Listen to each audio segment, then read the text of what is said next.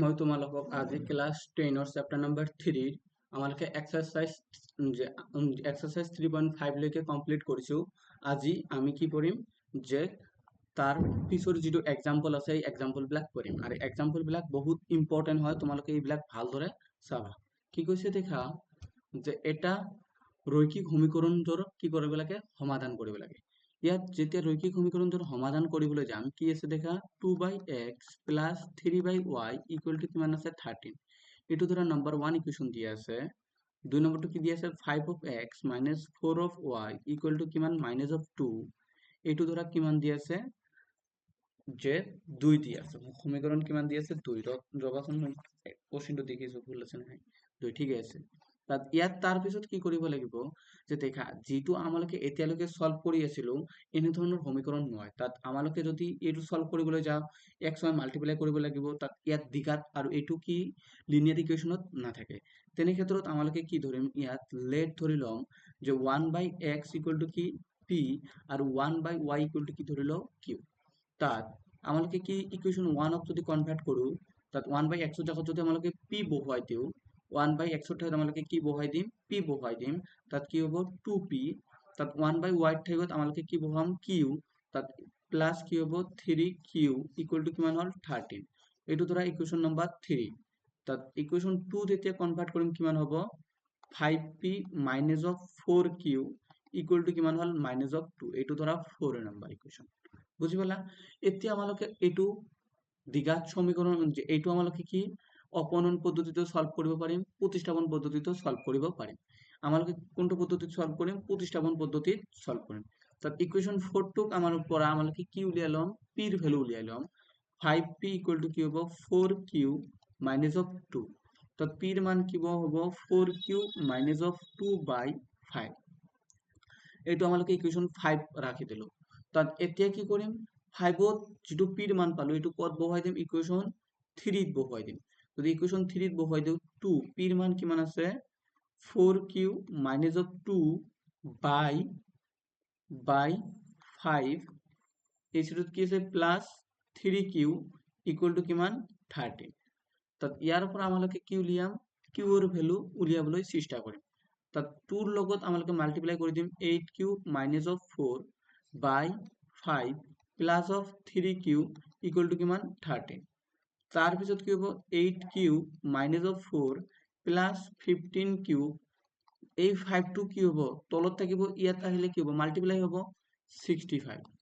তাৰ পিছত দেখা 8q plus 15q কিমান হ'ব 23q minus of 4 equal to কিমান হ'ল 65। তাৰ পিছত কি হ'ল 23 কিউব ইকুৱেল টু কিমান হ'ল 65 প্লাস 4। এই সাইডত আছিল কি -4, রাইট সাইডত ললো কি হবে +4। তাত 23 কিউব ইকুৱেল টু কিমান হ'ল 69। তাত q এৰ মান কিমান হ'ব 69/23, যদি ক্যান্সেল কৰো কিমান হ'ব 3। তাত q এর মান আমালোকে কিমান পালো, q এর মান আমালোকে কিমান পালো 3। এতিয়া আমালোকে q এর মান কত বহুৱাই দিম 5ত বহুৱাই দিম। ইকুৱেশ্যন যেতিয়া 5ত বহুৱাম q এর মান কিমান হ'ব p equal to কি দি আছে p equal to 4q minus of 2/5, ইয়াত বহুৱাই দিয়া কি হ'ব 4 into 3 minus of 2/5, that means 12 minus 2/5, তাত 10/5 মানে কিমান পালো 2। তাত p ৰ মান কিমান পালো আমালোকে 2 আৰু q ৰ মান আমালোকে কিমান পালো 3। আমালোকে কি ধৰিছিলো 1/x মানে কি আছিল p equal to 2। তাত x ৰ ভ্যালু কিমান হ'ল 1/2, 1/y ৰ ভ্যালু আছিল কিমান 3। তাত y ৰ ভ্যালু কিমান পালো 1/3। আমালোকক কি উলিয়াব কৈছিল x ৰ ভ্যালু পালো 1/2 আৰু y ৰ ভ্যালু পালো কিমান p 1/3। বুজি পালা?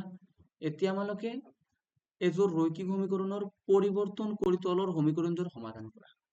এতিয়া সেম আগত যেটো কৰিলো আমালোকৰ সমীকৰণটো আছিল কি 1/x ফৰ্মত, এইটো আছে কি 1/ আমালোকে এইটো যেতিয়া সলভ কৰিবলৈ যাম এইটো ধৰিলো আমালোকে ইকুৱেশ্যন 1 আৰু লিখিব নাযাও, এইটো ধৰিলো আমালোকে ইকুৱেশ্যন 2। তাত ইকুৱেশ্যন 1ত আমালোকে কি ধৰিলো যে p ৰ মান ধৰিলো কি 1/x minus 1, q ৰ মান কি ধৰিলো 1/y minus 2। তাত এতিয়া ইকুৱেশ্যন 1ত যদি বহুৱাব বিচাৰা p ৰ ভ্যালু তেন্তে কি হ'ব দেখা তাত পিৰ ভ্যালু কি হ'ব 1 বা 5 ইনটু পি হ'ব, কাৰণ 1 বাই x মাইনাস 1 এর মান কি p, তাত প্লাস কিউ, কারণ 1 বাই y মাইনাস 2 তাত কি হ'ব কিউ ইকুয়াল টু কিমান পালো 2। এইটো ধৰা ইকুৱেশ্যন 3। তাৰ পিছৰটো ধৰা 2 নম্বৰ ইকুৱেশ্যনটোত কি হ'ব যে 6p plus 3q equal to কিমান 1। এইটো ধৰা ইকুৱেশ্যন 4। এইটো যদি তোমালোকে এতিয়া অপনয়ন পদ্ধতি বা প্ৰতিস্থাপন পদ্ধতি বা বজ্ৰগুণন পদ্ধতি যিটোতে সলভ কৰিব বিচাৰা এইটোতে সলভ কৰিব পাৰিবা। এতিয়া মই এইটো যদি অপনয়ন পদ্ধতিত কৰিবলৈ যাওঁ, কাৰণ মই দেখি পাই আছো যে অপনয়ন পদ্ধতিত কৰিলে কি হ'ব সহজ হ'ব, কাৰণ ইয়াত কিউৰ ভ্যালু কিমান আছে, কিউৰ কোএফিচিয়েন্ট 1 আৰু কিউৰ কোএফিচিয়েন্ট 3। যদি মই ইকুৱেশ্যন 3 ৰ লগত 3 ৰে মাল্টিপ্লাই কৰো বোথ সাইড, তেন্তে কি হ'ব 5p প্লাস q দুই সাইডে কি রে মাল্টিপ্লাই কৰিলো 3 ৰে 2 ইনটু 3। তেনে ক্ষেত্ৰত কি হ'ব দেখা 15p plus 3q equal to 6। এইটো ধৰা ইকুৱেশ্যন হল কিমান 5। এইটো ইকুৱেশ্যন কিমান 5।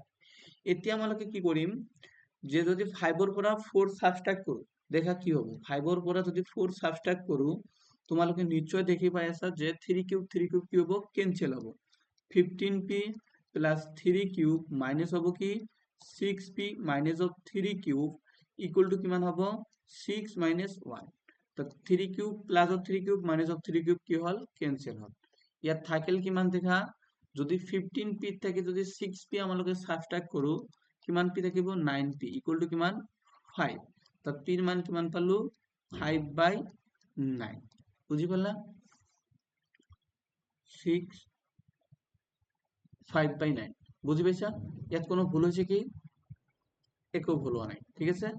এতিয়া আমালোকে p এৰ মানটো যদি এটা ইকুৱেশ্যনত বহুৱাই দিও, ধৰা কিহত 3ত বহুৱাই দিলো, putting the value of p in equation 3 এইবিলাক তোমালোকে লিখিবা। putting the value of p in equation 3। অসমীয়াত যদি লিখিব বিচাৰা এনেদৰে লিখিবা যে p ৰ ভ্যালু ইকুৱেশ্যন 3ত বহুৱাই পাও। ইকুৱেশ্যন 3ত কি আছিল দেখা যে 5p plus q equal to কিমান 2। তাত p এর মান কিমান পালো আমালোকে, তাত p এর মান পালো 5 into 5/9 plus q equal to কিমান হল 2। তাত ইয়াৰ পৰা 25/9 প্লাস q ইকুয়াল টু কিমান হল 2। তাৰপৰে আমালোকে কি কৰিম এতিয়া দেখা, তো q ইকুয়াল টু কিমান হ'ব 2 মাইনাস 25/9। তাত q এর ভ্যালু কিমান হল 18 মাইনাস 25/9। তাত q এর ভ্যালু কিমান হল -7/9 বুঝি পাইছা। ইয়াত কোনোটাই ভুল হৈছে নেকি আমালোকৰ 3 যেতিয়া আমালোকে 3 ৰে মাল্টিপ্লাই কৰিলো তেতিয়া কিমান হল 15p 5p plus cube 6 cube plus 3 cube equal to 2।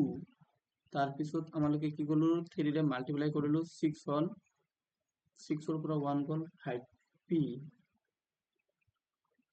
15 ৰ পৰা 6 গল -6p -3 কিউব। ভুল তো হোৱা নাই না, ইয়াত কোশ্চিনতে ভুল আছে দেখা। ইয়াত আমালোকৰ এক্সাম্পলত ইয়াত আছিল মাইনাস ইয়াত আছে প্লাস, তাৰ কাৰণে আমালোকৰ কোশ্চিনৰ এনসাৰৰ লগত নিমিলিব, ঠিক আছে। ইয়াত মান হল কি 7/9। তাত এতিয়া তোমালোকে নিশ্চয় p ৰ ভ্যালু উলিয়া, p ৰ ভ্যালু পালো কিমান 5/9 আৰু q ৰ ভ্যালু কিমান পালো -7/9। তাত ইয়াত তাৰ পিছত p ৰ ভ্যালু কি ধৰিলো 1/x - 1 ইকুয়াল টু 5/9। তাত ইয়াৰ পৰা আমালোকে x ৰ ভ্যালু কেনেদৰে উলিয়াম ক্ৰছ মাল্টিপ্লিকেশ্যন কৰিম। তাত 9 5 of x minus of 5। তাত ইয়াৰ পৰা কিমান পালো 9 plus 5 equal to কিমান হল 5x 14/5 equal to x। therefore x ৰ ভ্যালু কিমান হল 14/5। বুজি পালা। q ৰ ভ্যালু কি আছিল 1/y minus 2 equal to minus of 7/9। এতিয়া আমালোকে কি কৰিম y ৰ ভ্যালু পোৱাৰ কাৰণে ক্ৰছ মাল্টিপ্লাই কৰিম 9 equal to minus of 7y plus of 14। তাত ইয়াৰ পৰা কিমান হ'ব 7y ইকুৱেল টু কিমান হ'ল 9 14 মাইনাছ 9 বুজি পাইছা তাত ইয়াত আমালোকে কি পাম y ৰ ভ্যালু পাব লাগে এতিয়া তাত 7y ইকুৱেল টু কিমান হ'ল 14 ৰ পৰা 9 গ'লে 5 তাত y ৰ ভ্যালু কিমান 5/7 বুজি পাইছা 14/5 5/7 এইটোৱে হ'ল আমালোকৰ x আৰু y ৰ ভ্যালু এইটো কোশ্চিনৰ ক্ষেত্ৰত কিন্তু কিতাপত যেটো উদাহৰণ আছে তাত ইয়াত মাইনাস চিহ্ন আছে এই কাৰণে এনসারটো কি আহিছে ব্ল্যাক আহিছে ইয়াত ব্ল্যাক আছে যদি তোমালোকে বুজি পাইছা তেনেহলে চেনেলটো কি কৰিবা সাবস্ক্ৰাইব কৰিবা আৰু লাইক কমেন্ট কৰি তোমালোকৰ ফ্ৰেণ্ডতো এই ভিডিওটো দিবা থ্যাংক ইউ